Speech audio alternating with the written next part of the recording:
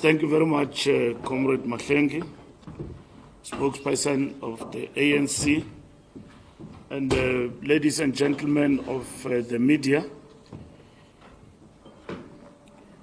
The African National Congress convened a successful meeting of its National Executive Committee from the 28th to 31st March 2025 at Birchwood Hotel and OR Tambo Conference Center, Boksburg.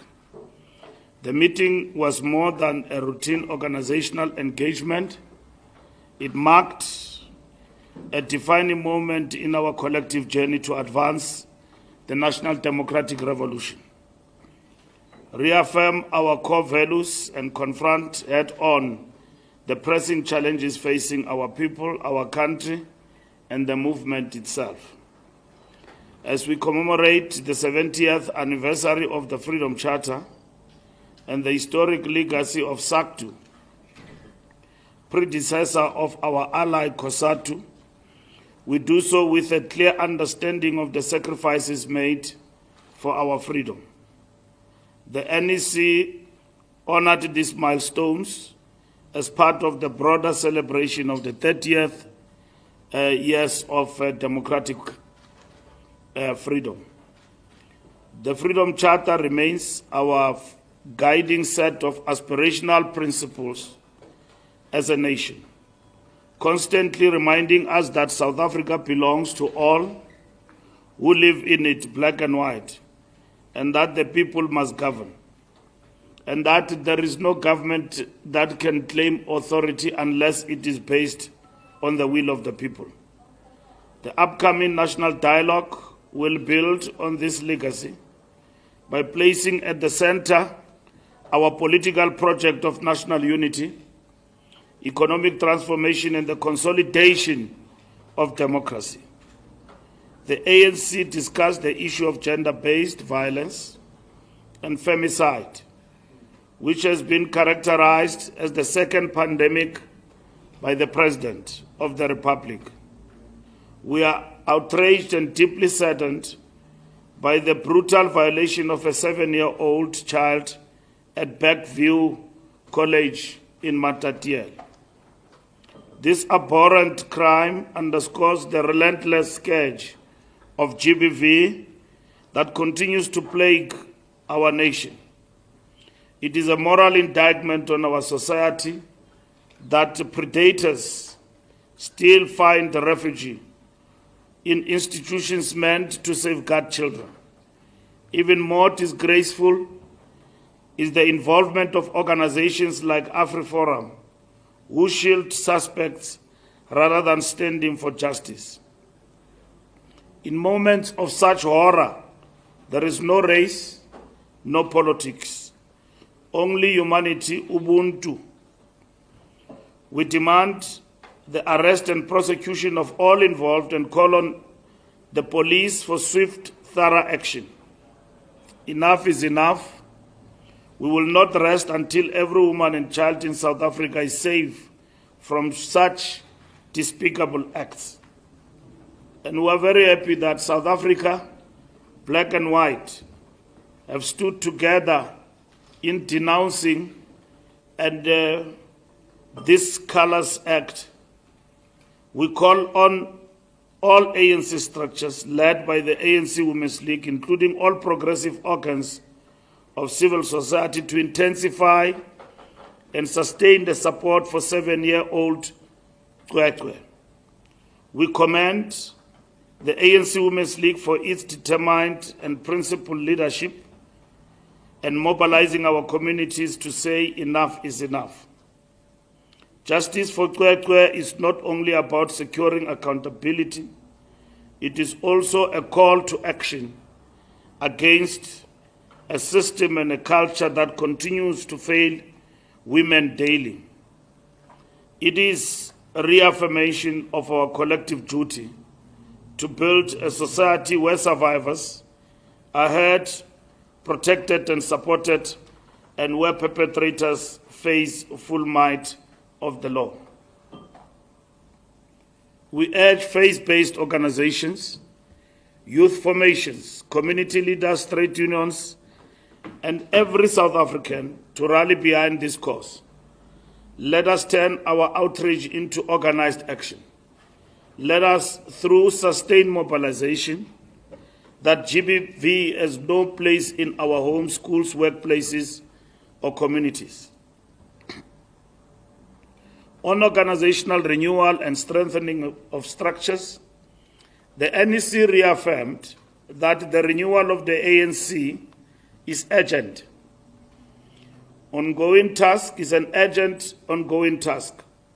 Renewal is not cosmetic. It is a radical overhaul of how we lead, organize, and serve. It means uprooting the culture of complacency, factionalism, and gatekeeping, and replacing it with a disciplined, accountable, and activist movement. Our members must be the first line of defense against corruption and the leading voices for development and unity in their communities. The successful launch of our Smart membership card marks a historic leap in modernizing the ANC, not just as an administrative tool, but as a weapon of empowerment and integrity. It returns the ANC to the hands of its members and marks the end of gatekeeping and fraudulent practices. Political education is the foundation of our renewal. The NEC resolved that no branch or conference may proceed without members having completed the political education foundation course. The successful completion of the foundation course is now part of the qualifying criteria for attending conferences and standing for leadership election. We are building a new generation of cadres who are grounded, ideologically clear, and ready to lead transformation. The NEC is emboldened by the commitment and progress made by our members and structures towards organizational renewal. We acknowledge the hard work and dedication of our members who are central to the life of our organization. We recognize that renewal is not merely an internal process and that it must also mean the renewal of our state and society. A movement to galvanize our branches, enhance collective activism, and restore the people's trust in our movement. Our efforts, our focus is to strengthen the capacity of our branches, to serve the communities where they exist in as repositories of service and hope. Our branches must be the heartbeat of our great movement, connecting its very soul with the people to ensure the ANC remains the sharpest weapon in their hands against poverty, unemployment, and inequality. We must equip our branches to represent the people's voice, their challenges, aspirations, and dreams. On restructuring NEC subcommittees and strengthening subcommittees and provincial deployments, the NEC resolved to implement the rotation principle in the National Executive Committee deployments to provinces, alongside the alignment of membership following the national and provincial elections. These adjustments aim to enhance efficiency, strengthen organizational structures, and ensure seamless coordination between the ANC and government structures. The NEC approved the following leadership changes to subcommittees. Economic Transformation Committee, Comrade Zuko Godlimpi replaces Mamuluko Kubai as the chairperson, with Comrade Sihle Zikalala as the deputy chair of the ANC Economic Transformation Committee. Zuko Godlimpi is the Deputy Minister of Trade and Industry. Legal and Constitutional Development, Comrade Faith Mutambi becomes the chairperson, succeeding Comrade Ronald Lamula. Peace and Stability, Comrade Tabang Makwetla replaces Comrade Poli Bushelo. Organizing and membership, Comrade Poli Bushelo takes over from Comrade Dinah Pule. National Disciplinary Committee of Appeal, Comrade Geraldine Muleketi replaces Comrade Johnny Dilange. Education, Health, Science and Innovation, Comrade Nkosazana Dlamini Zuma replaces Comrade Peggy Konyeni. Local Government Intervention, Comrade Stella Ndabeni replaces Comrade Pakstow. To strengthen coordination and oversight, all NEC members who are ministers, deputy ministers, or portfolio committee chairs have been aligned with relevant subcommittees. Furthermore, NEC members will rotate across regions, while national officials will be deployed to metros to enhance grassroots implementation. On the reconfiguration of Gauteng and KwaZulu-Natal provinces, the NEC received a comprehensive update on the reconfiguration process of ANC structures in Gauteng and KwaZulu-Natal. It reaffirmed full support for the provincial task teams leading this work. The NEC commended their disciplined start and urged NEC deployees to assist in swift addressing any organizational weaknesses. This reconfiguration is essential for strengthening unity, ensuring internal democracy, and preparing for 2026. The NEC acknowledged the oversight role played by the National Working Committee in driving this renewal agenda and affirmed that this process is critical to revitalizing ANC structures and reconnecting with communities on the ground. On the National General Council, as we look ahead to the 5th National General Council later this year, from the 8th to 12th of December 2025, the African National Congress calls on all structures, leagues and cadres to focus our collective energies on advancing the theme 70 years of the Freedom Charter, forward with renewal and radical socio-economic transformation. That will be the theme of our National General Council. The NGC is more than an organizational gathering. It is the largest political school of the movement, a critical moment for political education, ideological sharpening, and collective reflection. It serves as a midterm review of the implementation of conference resolutions, offering the movement an opportunity to assess our progress, correct course where necessary, and reaffirm our strategic direction. We must enter the NGC with a united spirit, disciplined approach, and a clear commitment to radical socio-economic transformation that uplifts all South Africans, especially the poor and working class. It must re-energize our program of renewal and our commitment to the national democratic revolution. The National Executive Committee resolved that the National General Council, through a special resolution, will now take place in December, from those dates 8 to 12 December, in Johannesburg, Gauteng. Water and sanitation, infrastructure, integrity and impact.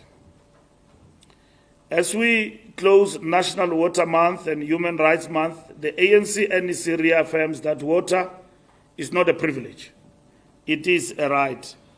The NEC welcomed the progress made by the Department of Water and Sanitation in rolling out major national infrastructure projects valued at over 100 billion rands. South Africa is now a construction site, from the Clan William Dam in the Western Cape to the Olifants River system in Limpopo. Each project affirms our people's fundamental right to live with dignity. However, the NEC also identified a dangerous enemy to development, the sabotage of infrastructure by criminal networks, including the water tankering and construction mafia. These actors have turned basic human rights into profit-driven rackets, deliberately collapsing infrastructure to justify unsustainable outsourcing. The NEC declares these forces enemies of development and affirms that their actions are an attack on the Constitution, on the ANC government, and on our people.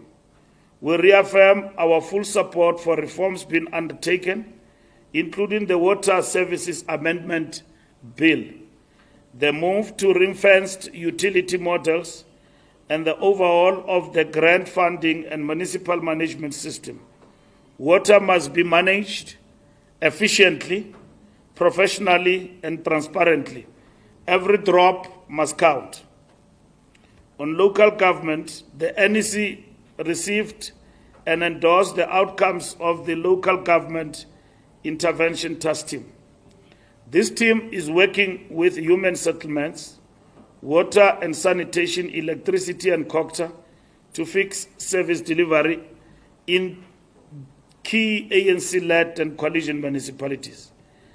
The NEC welcomed interventions in Mangaung, Ekurhuleni, West Rand, Tshwane, and Nelson Mandela Bay.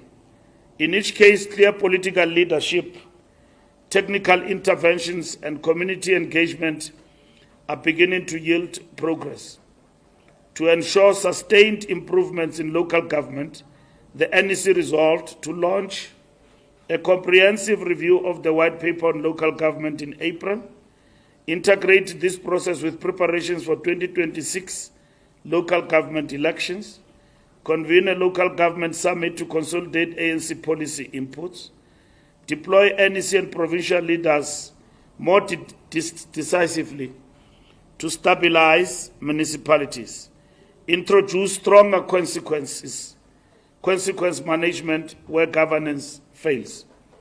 The ANC will lead a turnaround of local government, placing communities at the heart of service delivery. On economic transformation, the NEC reaffirmed that the ANC remains committed to economic transformation rooted in inclusive growth, job creation, industrialization, and broad-based empowerment. The NEC rejected attempts to reverse transformation policies under the guise of fiscal discipline and noted with concern the use of the budget process by some to undermine the transformation agenda. The ANC welcomed the progressive features of the 2025 budget, including the protection of the social wage, increased allocation to education, health and infrastructure, and measures to cushion the poor from rising living costs. The expansion of the zero-rated VAT basket and extension of the social relief of distress grant are concrete signs that transformation and fiscal responsibility can coexist. The NEC called on government to fast-track the rollout of the industrialization strategy, prioritize township and rural economies, and ensure that public procurement supports black-owned women and youth enterprises. State-owned enterprise reforms must support developmental outcomes, energy, and logistics, and reforms must unlock economic potential, and the Transformation Fund must serve as a catalyst for inclusive economic growth. When it comes to the budget impasse and deadlock, the NEC have mandated the national officials to continue engagement and led by the Secretary General and the teams which report to him and the officials, the SG, to continue engagement with the political parties. As you know, we have a team that has been engaging with political parties in the National Assembly up until late last night and to early hours of this morning, engaging on matters of the budget, primarily with all partners in the government of national unity, in parliament, even those that are not part of the government of national unity. We recognize the fact that the conditions under which we operate in are not the same as before. We are now operating under the conditions of power sharing in what we characterize as government of national unity. And there have been issues among GNU parties around the issue of VAT, and as well as those who are outside. And we need the budget to be passed in order for us to proceed to govern and stabilize the economy and ensure that the economy remain stable and pursue economic growth. So we also reflected on global balance of forces and South Africa's foreign policy. The NEC engaged in a comprehensive geopolitical analysis. It reaffirmed that South Africa's non-aligned foreign policy and commitment to a multipolar world that respects sovereignty, promotes peace, and advances the developmental agenda of the Global South. The ANC condemned attempts to manipulate South Africa's domestic affairs through think tanks, economic threats, and political blackmail. South Africa's democracy, foreign policy, and transformation agenda cannot be dictated by external factors. The NEC welcomes South Africa's upcoming presidency of the G20 and reaffirmed that the country must champion inclusive economic development, African industrialization, and reform of global governance institutions. The ANC will strengthen ties with progressive international partners, defend the right of the Palestinian people to self-determination, and promote African peace and unity. The NEC welcomed efforts to stabilize the DRC and reaffirmed South Africa's commitment to post-conflict reconstruction. The task before us are formidable as the ANC. We will strengthen our efforts with SADC, the African Union, BRICS, the G20, and other regional organizations and multilateral bodies to yield tangible outcomes for South Africans and our continent at large. We will continue to enhance African unity, reversing economic dependency and neutralizing the influence of external forces, seeking only to extract and exploit our resources. We remain committed to peaceful resolution of conflicts in Cabo Delgado, Mozambique, Eastern DRC, and the Sahel region, among others. The ANC is concerned about the resurgence of hostilities in the Horn of Africa and remains committed to the ongoing peace-building processes. Solidarity campaigns with Western Sahara, Cuba, and Palestine remain a priority. Ultimately, our commitment to a more just, inclusive, and equitable global community demands that we stand resolute against the new scramble for Africa. The ANC holds firm in its principle of progressive internationalism, which includes non-racialism, Pan-Africanism, anti-colonialism, and anti-imperialism. The respect for human rights and the rule of law, as well as international solidarity. Since our formation in 1912, the ANC has always emphasized the importance of dialogue in resolving differences. However, while we remain engaged and committed to diplomacy and mutually beneficial relations, our humility should not be equated to weakness. In conclusion, The NEC reaffirms that the ANC is an important political force capable of uniting our nation and driving inclusive transformation. We are renewing our movement, revitalizing local government, expanding access to basic services, and confronting the enemies of progress. The path ahead demands courage, discipline, and collective resolve. We will walk this journey with the people, guided by the spirit of the Freedom Charter and committed to a better life for all. Thank you.